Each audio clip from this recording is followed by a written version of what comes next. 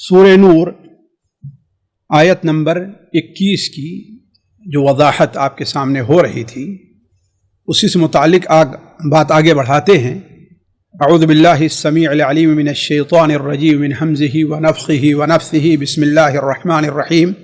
وقل للمؤمنات یغضضن من ابصارہن ویحفظن فروجہن ولا یبدین زینتہن الا ما ظہر منہا وَلْيَضْرِبْنَ بِخُمُرِهِنَّ عَلَى جُيُوبِهِنَّ وَلَا يُبْدِينَ زِينَتَهُنَّ إِلَّا لِبُعُولَتِهِنَّ أَوْ آبَائِهِنَّ أَوْ آبَاءِ بُعُولَتِهِنَّ أَوْ أَبْنَائِهِنَّ أَوْ أَبْنَاءِ بُعُولَتِهِنَّ أَوْ إِخْوَانِهِنَّ وَبَنِي إِخْوَانِهِنَّ وَبَنِي أَخَوَاتِهِنَّ أَوْ نِسَائِهِنَّ أَوْ مَا مَلَكَتْ أَيْمَانُهُنَّ أَوِ التَّابِعِينَ غَيْرِ أُولِي الْإِرْبَةِ مِنَ الرِّجَالِ وَالطِّفْلِ الَّذِينَ لَمْ يَظْهَرُوا عَلَى عَوْرَاتِ النِّسَاءِ ولا يضربن بأرجلهن ليعلم ما يخفين من زينتهن وتوبوا إلى الله جميعا أيها المؤمنون لعلكم تفلحون۔ آپ کہہ دیجئے مومنہ عورتوں سے کہ اپنی کچھ نظروں کو نیچی رکھیں، اپنی نظروں کو بچائے رکھیں، وَيَحْفَظْنَ فُرُوجَهُنَّ اور اپنی شرمگاہ کی حفاظت کریں، ولا یبدین زینتہن الا ما ظہر منہا اور اپنی اسی زینت کو ظاہر کریں یا نہ ظاہر کریں اپنی کسی زینت کو الا ما ظہر منہا مگر وہ حصہ زینت کا جو اپنے آپ ظاہر ہو جائے، جس کا ظاہر ہونا ایک ناگزیر امر ہو، اس کے ظاہر کرنے میں کوئی گناہ نہیں ہے۔ پچھلی مجلس میں یہ بات ہو چکی تھی کہ الا ما ظہر منہا سے مراد کیا ہے، جیسا کہ بتایا کہ بعض علماء کا خیال ہے کہ اس سے وہ ظاہری زینت ہے جو کپڑوں وغیرہ کی شکل میں ہوتی ہے، یا لیتے دیتے ہاتھ ہے، ہاتھ میں مہندی لگی ہوئی ہے، ہاتھ میں انگوٹھی پہنی ہے، یہ چیزیں ہیں۔ بعض علماء نے یہ کہا اور بعض علماء نے یہ کہا کہ اس سے مراد چہرہ اور گٹوں تک دونوں ہاتھ ہیں، کہ گویا اس کا ظاہر کرنا عورت کے لیے جائز ہے۔ ان کے نزدیک چہرے کا اور دونوں ہاتھوں کا پردہ، گٹوں تک دونوں ہاتھوں کا پردہ، یہ ان کے نزدیک واجب نہیں ہے۔ اس سلسلے میں کچھ گفتگو ہو گئی تھی، میں اب اس کی طرف دوبارہ نہیں جانا چاہتا، اب آگے بڑھتے ہیں۔ اللہ تبارک و تعالی مزید مسلمان عورتوں کو پردے سے متعلق اور اپنی زینت کے عدم اظہار سے متعلق جو توجیہات دے رہا ہے، جو احکام دے رہا ہے، ان میں سے ایک یہ بھی ہے کہ وَلْيَضْرِبْنَ بِخُمُرِهِنَّ عَلَى جُيُوبِهِنَّ،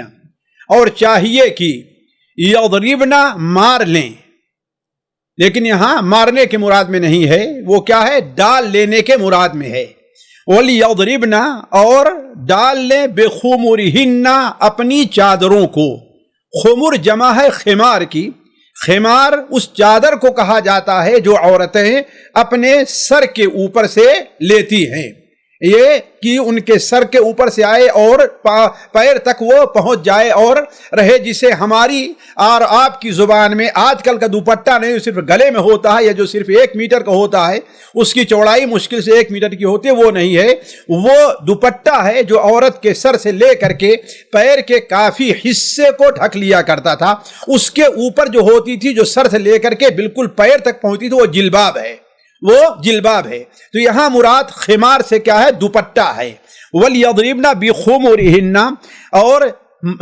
ڈال لیں اپنی چادروں کو، اپنے دوپٹے کو، عَلَى جُيُوبِهِنَّ، جیوب جمع ہے جیب کی،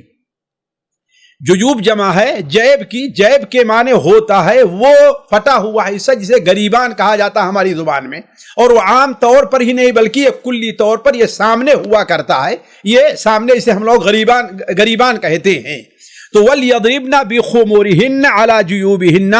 اور انہیں چاہیے، اور یہ حکم وجوبی ہے کہ اپنے دوپٹے کو اپنے گریبان میں ڈال لیں، اپنے گریبان، دوپٹے کا جو پلہ ہوتا ہے یعنی سر پر رکھیں اور سر پر رکھ کر کے اس کو کیا کرے، یہ اپنے گریبان پر ڈال لیں۔ اس سے مراد کیا ہے، سینے کو چھپانا ہے، اس سے مراد سینے کو چھپانا ہے، اس لیے کہ غریبان عام طور پر سینہ ہی ہوتا ہے، اس لیے علماء کہتے ہیں اس سے مراد کیا ہے کہ ان کے دوپٹے کا حصہ اگرچہ سینے کے اوپر قمیص ہے، چھپا ہوا ہے، لیکن مزید اس کو چھپانے کے لیے، اس لیے کہ اللہ تبارک و تعالیٰ کی طرف سے وہ ایسی چیز ہے جو صرف قمیص سے نہیں چھپ پاتا، اس کے چھپانے کے لیے ضروری یہ ہے کہ یہ عورت کیا کرے، اپنی چادر کو بھی اپنے لے کر کے ایسے غریبان کے اوپر اپنے غریبان پر ایسے ڈالے گی تو گویا ہے وہ گلے کا حصہ بھی چھپ جائے گا اگر اس میں بٹن وغیرہ نہیں ہے، اور سینہ بھی چھپ جائے گا۔ اور یہ علماء کہتے ہیں کہ یہ اس لیے کہا گیا ہے کہ اس کی دو وجہ ہے، یہ یعنی اللہ تعالیٰ کا جو یہ حکم ہے کہ وَلْيَضْرِبْنَ بِخُمُرِهِنَّ عَلَى جُيُوبِهِنَّ، انہیں چاہیے کہ اپنے دوپٹے کو، اس کے پلو کو اپنے غریبان پر ڈال لیں۔ تو اس سے دو مراد ہے، ایک مراد تو یہ ہے کہ اس طریقے سے زینت کے چھپانے کی تاکید ہے۔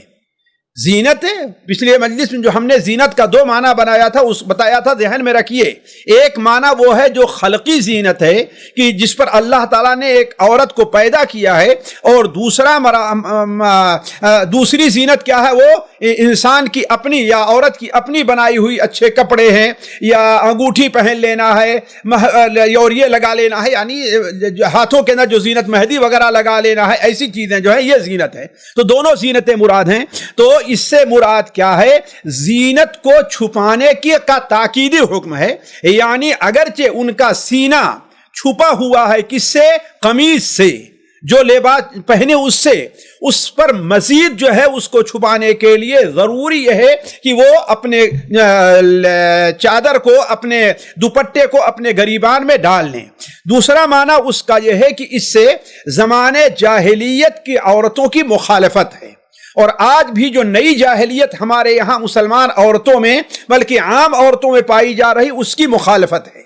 وہ کیا ہے کہ زمانے جاہلیت کے اندر عورتیں اپنے سر پر دوپٹہ تو رکھتی تھیں، آج کل کی عورتوں کے مقابلے میں زیادہ شریف تھیں، اگرچہ آج مسلمان بنتی ہیں، اس لیے کہ آج تو انہوں نے اپنے سر سے دوپٹہ، بلکہ اب تو گلے سے بھی دوپٹہ نکال کر کے پھینک دیا گیا ہے، اور یہ جاہلیت کی بری شکل ہے۔ لیکن اس زمانے کے جاہلیت کی عورتیں اپنے سر پر دوپٹہ تو رکھتی تھیں، لیکن دوپٹے کو سر پر رکھ کر کے اسے پیچھے کر لیا کرتی تھی، جس سے بسا اوقات ان کے کان، اس لیے کہ کان میں جو زینت رہے تو وہ بھی ظاہر ہو جائے اور یہ سارا حصہ بھی ظاہر رہا کرے۔ تو اس سے زمانے جاہلیت کی عورتیں چونکہ ایسا کیا کرتی تھیں، اس لیے ان کی مخالفت میں اللہ تبارک و تعالیٰ نے کیا فرمایا ہے کہ اس بری رسم سے بچنے کے لیے تم کیا کرو، وَلْيَضْرِبْنَ بِخُمُرِهِنَّ عَلَى جُيُوبِهِنَّ، اور چاہیے کہ ڈال لیں اپنے دوپٹے کے پلو کو، اپنے دوپٹے کے ایک حصے کو اپنے غریبان کے اوپر۔ اس کے بعد اللہ تبارک و تعالی اب مزید ایک اور زینت کے بارے میں بیان کر رہا ہے کہ کچھ ایسے لوگ ہیں جن کے سامنے عورتوں کو اپنی بعض زینتوں کے ظاہر کرنے کی ضرورت پڑتی ہے، اور اس کے بغیر کام چل ہی نہیں سکتا۔ تو اب اس کے بارے میں اللہ تعالیٰ فرما رہا ہے وَلَا يُبْدِينَ زِينَتَهُنَّ، اور نہ ظاہر کریں اپنی زینت کو، اپنی زینت کو ظاہر نہ کریں۔ اس سے دونوں زینتیں مراد ہیں، چاہے وہ زینت خلقی ہو یا وہ زینت مصنوعی بناوٹی ہو۔ تو وَلَا يُبْدِينَ زِينَتَهُنَّ إِلَّا لِبُعُولَتِهِنَّ، مگر اپنے شوہروں کے لیے۔ یہاں سے اب وہ حکم شروع ہو رہا ہے کہ وہ بعض زینت جیسے چہرے کی جن سے متعلق یہ ہے کہ غیر مردوں سے بھی انہیں چھپانا وہ نہیں دیکھ سکتے، ان زینتوں کو کن مردوں کے سامنے ظاہر کر سکتی ہے۔ یہ آیت نازل ہوئی ہے سورہ الاحزاب کے آیت کے بعد۔ سورہ احزاب کے اندر 6 یا 7 لوگوں کے سامنے زینت کے ظاہر کرنے کی اجازت دی گئی ہے، اور یہاں پر جو ہیں اسے بڑھا کر کے 12 کر دیا گیا ہے، اسے بڑھا کر کے 12 کر دیا گیا ہے۔ اسی لیے علماء کہتے ہیں کہ آیت سورہ احزاب کی آیت کے بعد نازل ہوئی ہے، لا جناح علیہن فی آبائہن او ابنائہن او اخوانہن او بنی اخوانہن او بنی اخواتہن او نسائہن او ما ملکت ایمانہن۔ یہ 7 قسم کے لوگ ہیں جن کے سامنے زینت کے ظاہر کرنے کی اجازت دی گئی ہے، یا یہ کہیے کہ بے پردہ انہیں کے، اور بے پردہ سے مراد کیا ہے؟ یعنی دونوں ہاتھ یا دونوں پیر یا بسا اوقات کلائی کا کچھ حصہ جو کام کاج کے وقت میں ظاہر رہا کرتا ہے، یا سر اور چہرہ، ان کو کہاں ظاہر کر سکتی ہیں؟ فی آبائہن او ابنائہن او اخوانہن او بنی اخوانہن او بنی اخواتہن او نسائہن او ما ملکت ایمانہن، اسی چیز کے اندر مزید وسعت کے طور پر اللہ تبارک و تعالی نے یہاں 12 قسم کے لوگوں کا ذکر فرمایا ہے۔ اس چیز کو مسلمان عورتوں کو اچھی طریقے سے سمجھنا چاہیے کہ ان کے لیے کن مردوں کے سامنے بے حجاب ہو کر کے آنا جائز ہے، کن مردوں کے سامنے بے تکلفی سے بات کرنا بیٹھنا جائز ہے، کن مردوں کے سامنے عام گفتگو یعنی بلا جھجک جس میں گفتگو کر سکتے ہیں وہ جائز ہے۔ تو ان مردوں کا یہاں پر تذکرہ ہو رہا ہے کہ ولا یبدین زینتہن الا لبعولتہن، ان مردوں میں پہلا شخص کون ہے؟ ان کے شوہر ہے۔ ظاہر بات ہے شوہر اور میاں بیوی کا ایسا تعلق ہے کہ ان دونوں کے درمیان کسی بھی چیز کا کوئی پردہ نہیں ہے۔ ہن لباس لکم وانتم لباس لہن، وہ تمہارے لباس ہیں اور تم ان کے لیے لباس ہو، یعنی عورتیں جو ہیں ہن وہ تمہارے لیے لباس ہیں، اور تم گویا کہ ان لباس ایسا ہوتا ہے کہ جس سے جسم کا کوئی حصہ خالی نہیں رہتا یا جسم کے کسی حصے کو استغنا نہیں ہے۔ تو ایسی صورت میں گویا عورت اور مرد کے درمیان کسی قسم کا پردہ نہیں ہے۔ تو ولا یبدین زینتہن الا لبعولتہن، مگر اپنے شوہروں سے۔ علماء کہتے ہیں یہی حکم ہوگا اس لونڈی کا جس کا آقا ہے، کہ آقا کے سامنے بھی اس کے جسم کا کوئی حصہ پردہ نہیں، غیر آقا کے سامنے وہ ہوگا کہ ان کا چہرہ یا ان کا ہاتھ کھلا رہے، تو اس میں کوئی حرج نہیں ہے۔ تو ولا یبدین زینتہن الا لبعولتہن او آبائہن، یا اپنے باپوں کے سامنے۔ باپ سے مراد واضح رہے کہ صرف باپ نہیں ہے، بلکہ باپ سے مراد دادا بھی ہے، پردادا بھی ہے، اوپر جہاں تک چلا جائے یہ سب اس کے اندر داخل ہیں۔ بلکہ بعض علماء کہتے ہیں کہ یہاں پر 2 ایسے خاص محرم ہیں جن کا ذکر نہیں ہے، ایک چاچا ہیں اور دوسرے ماموں ہیں۔ ان کا ذکر حدیثوں کے اندر وارد ہے، اور بعض علماء کہتے ہیں کہ آبائہن کے اندر چچا بھی داخل ہے، آبائہن میں چچا بھی داخل ہے، جیسا کہ اللہ کے رسول صلی اللہ علیہ وسلم کی حدیث ہے العم سنو ابی، العم سنو ابی، چچا جو ہے وہ باپ کا ایک حصہ اور باپ کا ایک جز ہے۔ اور قرآن مجید میں ظاہر بات ہے حضرت اسماعیل علیہ السلام کو حضرت یعقوب کے باپ کے سلسلے میں گنایا گیا ہے، جبکہ ان کے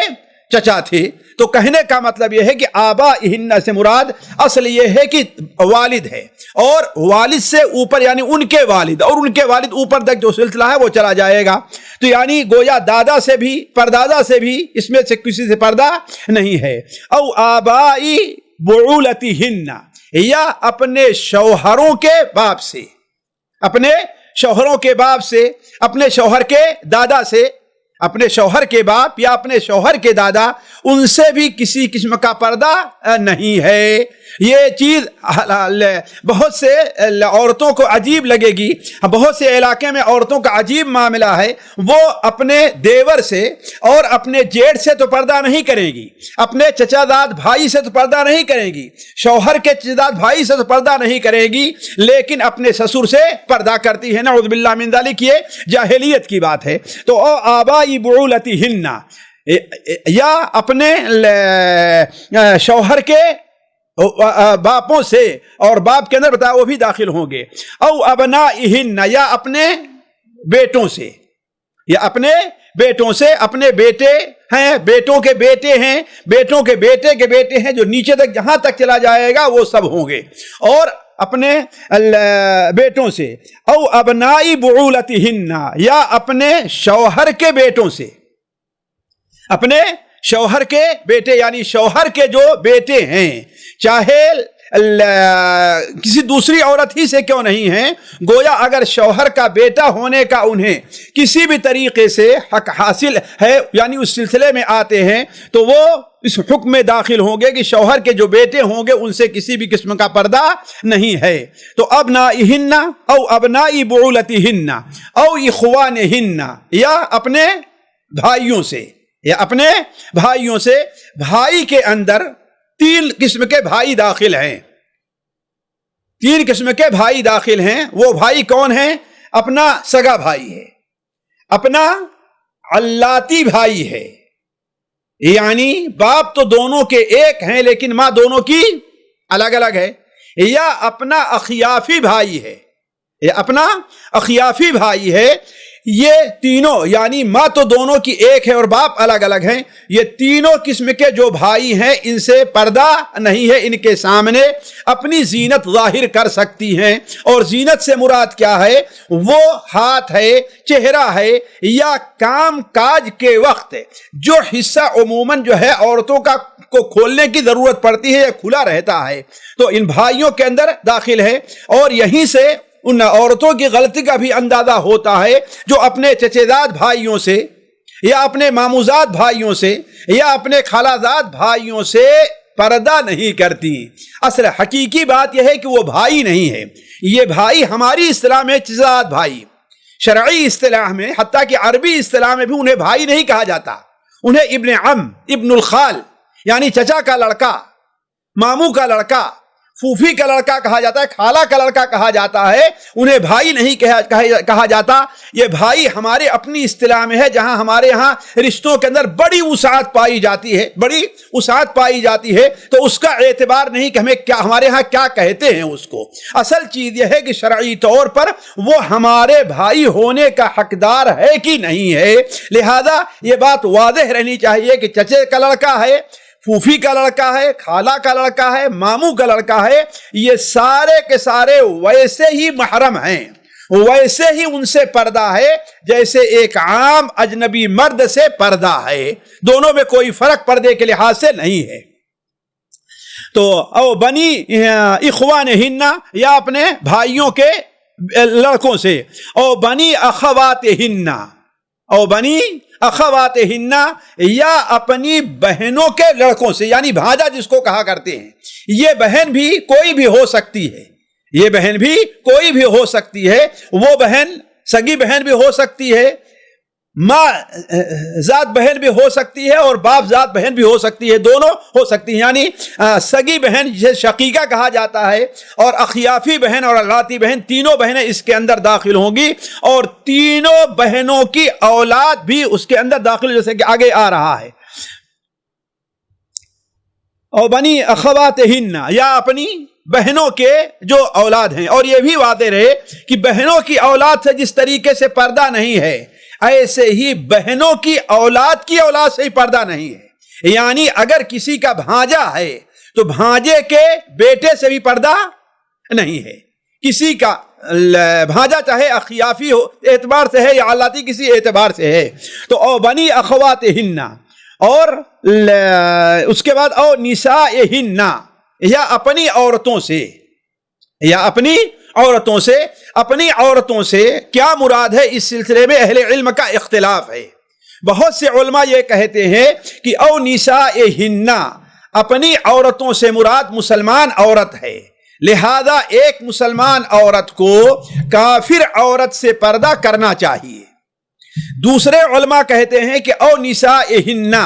اس سے مراد اپنی میل جول کی عورتیں ہیں، اس سے مراد اپنی میل جول کی عورتیں ہیں، جن کے بارے میں معلوم ہے، جن کے اخلاق کے بارے میں، جن کے کردار کے بارے میں، جن کے چال چلن کے بارے میں ہمیں معلوم ہے، وہ مراد ہیں۔ اور وہ عورتیں جو ہم سے اجنبی ہیں، جن کے بارے میں ہمیں کوئی علم نہیں ہے، ان سے پردہ ہوگا۔ دوسرا قول یہ ہے، لیکن اصل جو حقیقی معنی ہے وہ یہ ہے کہ او نسائہن سے مراد کیا ہے، اپنی عورتوں سے، اپنی عورت یعنی اپنے جنس کی عورتوں سے، اپنے جنس کی عورتوں سے، تو گویا ایک عورت کا عورت سے پردہ نہیں ہے، ایک عورت کا۔ اس کی دلیل کیا ہے کہ مائی عائشہ رضی اللہ تعالی عنہا، جیسا کہ امام ابن تیمیہ رحمہ اللہ نے اپنے رسالہ لباس المرأۃ المسلمہ حجاب المرأۃ المسلمہ لباسها فی الصلاۃ کے اندر، جس کا ترجمہ ہم نے کیا ہے اور چھپا ہے، اس کے اندر بڑی وضاحت کے ساتھ یہ بات رکھی ہے کہ نسائہن سے مراد کیا ہے؟ عام عورت ہے، اس لیے کہ مائی عائشہ رضی اللہ تعالی عنہا کے پاس یہودی عورتیں آیا کرتی تھی، بیٹھا کرتی تھی، لیکن کہیں بھی اس بات کا حکم نہیں ہے کہ ان سے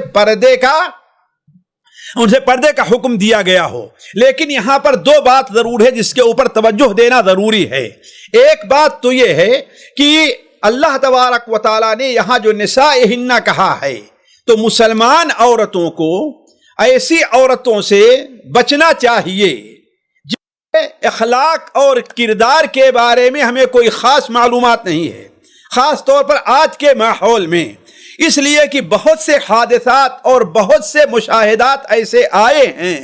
کہ ایسی عورتیں بہت سی شریف زادیوں کو برائی کے دلدل میں ڈھکیل دیا کرتی ہیں۔ ایسی عورتوں کے بھی آئی ہیں کہ انہوں نے شوہر اور بیوی کے درمیان میں طلاق ڈلوا دی ہے۔ بات ایسی اپنی چیزوں کی وجہ سے، غلط عادت کی وجہ سے کہ ان کے جو پوشیدہ عیوب ہوتے ہیں یا پوشیدہ جو باتیں ہوتی ہیں، ان کو غیر مرد جس سے ان کے تعلقات رہا کرتے تھے ان سے ذکر کیا کرتی تھیں، اور بعد میں وہ مرد جو بات بڑے ہی گندے ہوتے ہیں ان کے شوہروں سے آ کر کے ایسی بات کہتے ہیں کہ تمہارے بیوی کے اندر تو یہ چیز پائی جاتی، جبکہ شوہر تک کوئی چیز پتہ نہیں ہوتی۔ مثال کے طور پر ایک عورت کے بارے میں آیا کہ وہ کسی عورت کی مالش کیا کرتی تھی، تو اس کے ران یا اس کے ایسی جگہ پر کوئی ایسا داغ تھا جس کو اس نے دیکھ لیا۔ اب اس عورت جو مالش کرتی تھی اس کے تعلقات تھے بعض ایسے مردوں کے ساتھ جو ناجائز تعلقات تھے، تو اس نے ان سے یہاں تک بات بتلا دی۔ اب ان میں سے ایک بدبخت نے کیا کام کیا کہ اس شوہر سے کہنے لگا کہ ہاں تمہیں تو یہ عیب ہے، تمہیں کیا معلوم، ہمیں معلوم تمہاری بیوی کے بارے میں۔ اب اس شخص کو یہاں تک خود بھی پتا نہیں ہے کہ ایسا ہے، لیکن جب وہ تحقیق کرنے لگا اور دیکھنا معلوم ہوا کہ ہاں یقیناً وہ عیب ہے، اسی بات پر اس کو طلاق ہو گئی تھی۔ تو یہ بات ہمیشہ مسلمان عورتوں کو اور شریف زادیوں کو اپنے سامنے رکھنا چاہیے کہ جن عورتوں کے اخلاق اور کردار کے بارے میں علم نہ ہو یا جن کا اخلاق اور کردار مشکوک ہو، ان کے سامنے پردے کی حدود کے جو حدود ہیں ان کو سامنے رکھا جائے، یا کم سے کم اپنے جسم کو ظاہر صرف ہاتھ ہے یا چہرہ ہے اتنا ہو، اس سے آگے مزید ظاہر کرنے کی ضرورت نہیں ہے، نہ ان کے ساتھ ایسی کوئی گفتگو کرنے کی ضرورت ہے جو آپ کے لیے بس آگے چل کر کے کسی نقصان کا سبب بنے۔ یہ اہم چیز ہے۔ دوسری چیز یہ ہے کہ اللہ تبارک و تعالی نے یہاں پر اور نسائہن کا جو ذکر فرمایا ہے، اور میں چاہوں گا کہ اس پر خصوصی توجہ دیں ہماری بہنیں ہمارے بھائی بھی۔ اللہ تعالیٰ نے یہاں جو ذکر نسائہن کا اپنی عورتوں کے بارے میں فرمایا کا ذکر کیا ہے، وہ انہی مردوں کے سلسلے میں ہے کہ بعولتہن او آبائہن او آبائی بعولتہن او ابنائی آبائی بعولتہن او اخوانہن او بنی اخوانہن او بنی اخواتہن، یعنی ان کا جو ذکر فرمایا ہے انہی کے ضمن میں فرمایا ہے او نسائہن۔ اس کا مطلب کیا ہے؟ اس کا مطلب یہ ہے کہ عام عورتوں کے سامنے عورت کے لیے اپنے جسم کے اسی حصے کا ظاہر کرنا جائز ہوگا جو حصہ ان مردوں کے سامنے ظاہر کرنا جائز ہے۔ یہ نہیں ہے یہ کہا جائے کہ ہاں بھائی، جیسے کہ بہت سے لوگ کہتے ہیں کہ عورت کا ستر عورت کے لیے گھٹنے سے لے کر کہاں تک ہے؟ یہ کمر سے لے کر کے گھٹنے تک ہے۔ یہ بات اولاً تو کسی دلیل حدیث سے ثابت نہیں ہے۔ صحابیات کا کردار دیکھ لیا جائے تو ان کا جو معاملہ تھا، چاہے محرم مرد ہوں یا عورتیں آئیں، ان کے سامنے ان کا لباس وہی رہا کرتا تھا جو عام مردوں کے سامنے ہے۔ ظاہر بات ہے قرآن مجید کے مفہوم کو متعین کرنے کے لیے جن کے سامنے قرآن آیا ہے ان کے اخلاق، ان کے عمل کو ضرور دیکھنا چاہیے۔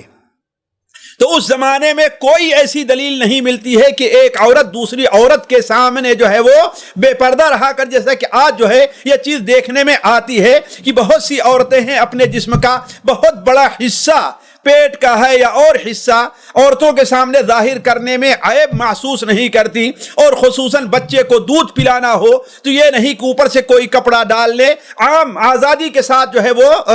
غیر عورتوں کے سامنے یہ کام کرنا شروع کر دیتی ہیں۔ تو اس سے پرہیز کرنے کی ضرورت ہے۔ عورت کا پردہ عورت سے وہی ہے جو عورت کا پردہ محرم مرد کے ساتھ ہے۔ عورت کا پردہ ایک عورت سے یہی ہے، ایک عام حالات کی بات کہہ رہے ہیں، لیکن بس اوقات ضرورت ہو سکتی ہے، حاجت ہو سکتی ہے، اس کا معاملہ الگ ہے، لیکن عام حالات میں ایک عورت کا پردہ ایک عورت سے وہی ہے جو پردہ ایک عورت کا اس کے محرم مرد کے ساتھ ہے، یعنی چہرہ ہے، دونوں ہاتھ ہیں، یا جیسے کام کاج کے وقت علماء کہتے ہیں جس کی ضرورت پڑتی ہے دونوں پیر ہیں، یا بسا اوقات یہ ہوتا ہے کہ کلائی ہے یا سر ہے، ان کے علاوہ جیسا ہوتا ہے کہ یعنی سینہ ہے اور یہ چیزیں ہیں، ان کا ظاہر کرنا عورتوں کے سامنے بھی جائز نہیں ہوگا۔ تو او نسائہن او ما ملکت ایمانہن، یا ان کے سامنے زینت ظاہر کریں گی جو ان کے غلام ہیں۔ غلام سے مراد بعض لوگوں نے لونڈیاں لیا ہے، جیسے سعید بن مسیب وغیرہ سے مروی ہے، جبکہ یہ بات صحیح نہیں ہے۔ کیوں؟ اس لیے کہ لونڈیاں جو ہیں ان کا ذکر اور نسائہن میں آ چکا ہے، نسائہن میں آ چکا ہے، ایک چیز۔ دوسری چیز یہ ہے کہ خود حدیثوں سے اس کا پتہ چلتا ہے کہ ایک عورت کا اپنے غلام کے ساتھ پردہ نہیں ہے، غلام اس کا محرم نہیں ہے، اس کے ساتھ سفر کرنا جائز نہیں ہوگا، بلا ضرورت اس کے ساتھ خلوت جائز نہیں، لیکن جہاں تک لین دین آنے جانے بلانے کا تعلق ہے اس میں جو ہے ایک عورت کا اپنے غلام سے پردہ نہیں ہے۔ یہاں پر دو بات ہے، ایک بات تو ہے کہ آخر اس کی دلیل کیا ہے جو ہم کہہ رہے ہیں کہ اس کی پر یہاں صرف غلام مراد ہے، لونڈی مراد نہیں ہے۔ اس کی دلیل سنن ابو داؤد وغیرہ میں وہ حدیث ہے کہ اللہ کے رسول صلی اللہ علیہ وسلم حضرت فاطمہ رضی اللہ تعالی عنہا کے پاس ایک خادم لے کر کے گئے۔ اس وقت حضرت فاطمہ رضی اللہ تعالیٰ عنہ اپنے گھر میں تھی، ان کے اوپر ایک چادر تھی، اگر چادر سے سر کو ڈھکتی تھی تو پار کا حصہ کھل جاتا تھا، اور نیچے پیر کا حصہ ڈھکتی تھی تو سر کا حصہ کھل جاتا تھا۔ تو آپ صلی اللہ علیہ وسلم نے فرمایا کہ لا بأس علیک، جب حضرت فاطمہ کی پریشانی اور الجھن دیکھی تو فرمایا لا بأس علیک، پریشان نہ ہو، یہ تمہارا باپ ہے اور یہ تمہارا غلام ہے، یعنی باپ کے سامنے بھی ان چیز کا ظاہر کرنے میں کوئی حرج نہیں ہے، ایسے غلام کے سامنے بھی ظاہر کرنے میں کوئی حرج نہیں ہے۔ ایک چیز تو یہ ذہن میں رہنی چاہیے۔ دوسری بات یہ ذہن میں رکھیں کہ بہت سے لوگوں نے او ما ملکت ایمانہن کے اندر ڈرائیوروں کو اور گھر کے جو خادم ہوتے ہیں، نوکر چاکر ہوتے ہیں، یا ہوٹلوں میں جو بیرے ہوتے ہیں، ان کو اس پر قیاس کیا ہے۔ یہ قیاس بالکل غلط ہے۔ ڈرائیور ہے وہ قطعاً اجنبی ہے، گھر کا نوکر ہے وہ قطعاً اجنبی ہے، اس لیے کہ آپ جانتے ہیں جو غلام ہوا کرتا ہے، خریدا ہے بیچا، وہ اولاً کئی اعتبار سے ان حدود کا پاس و لحاظ رکھتا ہے جو ایک نوکر ہے جو مزدوری پر رکھا وہ نہیں رکھ سکتا، اس لیے دونوں ایک حکم میں نہیں آ سکتے ہیں۔ تو او ما ملکت ایمانہن، اس کے بعد مزید اللہ تعالیٰ ارشاد فرماتا ہے اب التابعین غیر اولی الاربۃ من الرجال، یعنی وہ لوگ جن کے سامنے زینت کے ظاہر کرنے کا حکم ہے، وہ کون ہے؟ یہ وہی زینت ہے جس زینت سے متعلق ہم نے کہا کہ عام حالات میں جس کی ضرورت پڑتی ہے اس پر توجہ رہنی چاہیے۔ اب التابعین، تابع کے معنی ہوتا ہے پیچھے لگنے والا، طفیلی، بعد نے خادم قرار دیا، بعد نے اس سے یہ قرار دیا کہ ہاں جو آدمی بہت مجبور ہے اور آپ کے گھر میں صرف اس کو کھانا مل جا رہا ہے اور کوئی چیز نہیں ہے، تو ابھی تابعین یا ایسے تابع لوگ، ایسے طفیلی لوگ، غیر اولی الاربہ، غیر اولی الاربہ، غیر کے معنی جانتے ہیں کہ غیر کا معنی کیا سوا ہوتا ہے، اولی الاربہ، اولی یہ ذو کی جمع ہے، ذو الاربہ، اربہ کے معنی حاجت کے ہوتا ہے، جو حاجت والے نہیں ہیں، من الرجال، مردوں میں سے، وہ تابع لوگ جو مردوں میں سے حاجت والے نہیں ہیں، یعنی اربا سے یہاں مراد کیا ہے؟ شہوت ہے، یعنی ان کے اندر یا تو شہوت نہیں ہے یا اپنی مجبوری کی وجہ سے وہ شہوت کے بارے میں مالکہ کے بارے میں سوچ بھی نہیں سکتے ہیں، مالکہ کے بارے میں سوچ بھی نہیں سکتے ہیں کہ اگر ایسا ہوا تو ہمیں نکال بھگایا جائے گا، یا بوڑھے ہو جانے کی وجہ سے، بہت بوڑھے ہو جانے کی وجہ سے، اور یہ عمر جو ہے 70 سال 75 سال کی نہیں رہے گی، یہ 90 یا اس کے بعد کہیں جا کر کے پوری ہوگی۔ یہ نہیں ہے کہ ہاں جو ہے بہت سے لوگ ہاں بھائی بوڑھا ہے، کتنا ہے، 60 سال کا ہے، 65 سال کا ہے، 70 سال کا ہے، یہ بوڑھے خواہش والے ہوتے ہیں، ان کے ساتھ ویسے ہی پردہ ہے جیسے جوانوں سے پردہ ہے۔ اسی لیے آگے آئے گا کہ اللہ تبارک و تعالی نے ان بوڑھی عورتوں کے لیے تو اجازت دے دی ہے جو شادی کی خواہش مند نہیں رہتی ہیں بوڑھے ہونے کی وجہ سے، والقواعد من النساء، لیکن مردوں کا مستثنا نہیں کیا ہے، جیسا کہ آگے آئے گا۔ تو غیر اولی الاربا سے مراد وہ لوگ ہیں کہ جن کے اندر فطرتاً شہوت نہیں ہے، لیکن اگر یہ معلوم ہو جائے کہ اس کے اندر شہوت تو نہیں ہے لیکن اس قسم کی باتوں میں دلچسپی رکھتا ہے وہ، جیسا کہ حضرت ام سلمہ رضی اللہ عنہ کی روایت ہے کہ ایک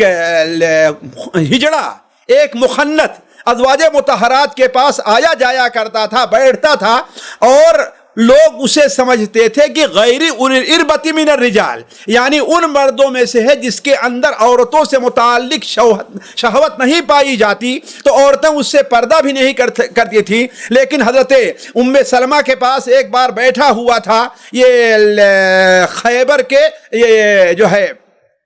طائف کے فتح ہونے سے پہلے کا معاملہ ہے کہ آپ کے بھائی حضرت عبداللہ وہاں پر بیٹھے تھے، تو وہ کہتا ہے کہ اے عبداللہ، اگر طائف فتح ہو گیا تو فلاں غیلان کی جو بیٹی ہے اس کی صفت ایسی ہے، چلتی ہے تو سامنے سے ایسے آتی ہے تو سامنے سے ایسا محسوس ہوتا ہے، اور جاتی ہے تو پیچھے سے ایسا محسوس ہوتا ہے۔ جب آپ صلی اللہ علیہ وسلم نے بات کہی تو کہا کہ آج کے بعد سے یہ تمہارے پاس نہ آئے، آج کے بعد سے۔ تو یہ کہنے کا مطلب ہے کہ فطری طور پر یا اس کے اندر نہیں پائی جا رہی ہے، اگر نہیں پائی جا رہی ہے لیکن اس قسم کی چیزوں سے دلچسپی رکھتا ہے تو اس کا بھی یہی حکم ہوگا۔ تو اب التابعین غیر اولی الاربۃ من الرجال، یا ان مردوں میں سے جو تابع اور خادم بن کر کے رہتے ہیں، غیر اولی الاربہ، شرط یہ ہے کہ ان کے اندر خواہش نہیں پائی جاتی ہے، خواہش نہیں پائی جاتی ہے۔ تو یہ خواہش بسا اوقات فطری ہو سکتی ہے اور بسا اوقات احترام یا کسی اور وجہ سے بھی ہو سکتی ہے۔ اب الطفل الذین لم یظہروا علی عورات النساء، یا وہ لڑکے، اب الطفل یا وہ بچے، لم یظہروا علی عورات النساء، جو عورتوں کے پردے کی بات پر سے واقف نہیں ہوئے ہیں۔ لم یظہروا علی عورات النساء، عورتوں کی جو پردے کی باتیں ہوتی ہیں، یعنی جو جنسی معاملات ہوتے ہیں، ان کے سامنے ایک عورت اور ایک مرد کے اندر کوئی فرق نہیں ہے، ان کے سامنے ایک بالغ لڑکی اور نابالغ لڑکی میں کوئی فرق نہیں ہے۔ اور یہ عمر لوگ عام طور پر یہ سمجھتے ہیں کہ بالغ اور نابالغ، لہذا 15 سال کا 14 سال کا کوئی بچہ ہے تو اس کے گھر میں اچانک بے ٹوک آنے جانے پر کوئی پابندی نہیں رہا کرتی، ایسی بات نہیں ہے۔ اس سے مراد 10 سال اور اس سے نیچے کا بچہ ہے، اس لیے کہ 11-12 سال کے اندر بچوں کے اندر جو بلوغت کے قریب پہنچنا شروع ہوتا ہے تو ان کے اندر جنسی خواہش اور یا اس قسم کے خیالات پیدا ہو جایا کرتے ہیں۔ اسی لیے اللہ تعالیٰ نے فرمایا کہ اب الطفل الذین، یا اور وہ بچے، لم یظہروا علی عورات النساء، جو عورتوں کے پردے کی باتوں پر ابھی تک وہ مطلع نہیں ہوئے ہیں یا ان کے سامنے کوئی نہیں ہے۔ مزید اللہ تبارک و تعالیٰ زینت کے بارے میں حکم دیتا ہے، وَلَا يَضْرِبْنَ بِأَرْجُلِهِنَّ لِيُعْلَمَ مَا يُخْفِينَ مِن زِينَتِهِنَّ،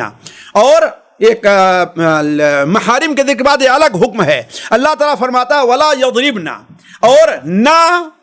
پٹکیں، بِأَرْجُلِهِنَّ، اپنے پیروں کو، اپنے پیروں کو نہ پٹکیں، کیوں؟ لِيُعْلَمَ مَا يُخْفِينَ مِن زِينَتِهِنَّ، تاکہ جو زینت کو انہوں نے چھپا رکھا ہے وہ جان لی جائے۔ اب تک جن زینت کا بیان تھا وہ زینت ہے کہ جو ظاہر ہو جائے اپنے آپ، یعنی ظاہر کرنا. اب یہ بات ہے کہ جس کو ظاہر کرنے کے لیے قصد کرنا پڑتا ہے، جیسے خوشبو لگا لینا، جیسے کل ہم نے جو ایک واقعہ بیان کیا تھا بنو اسرائیل کا، یا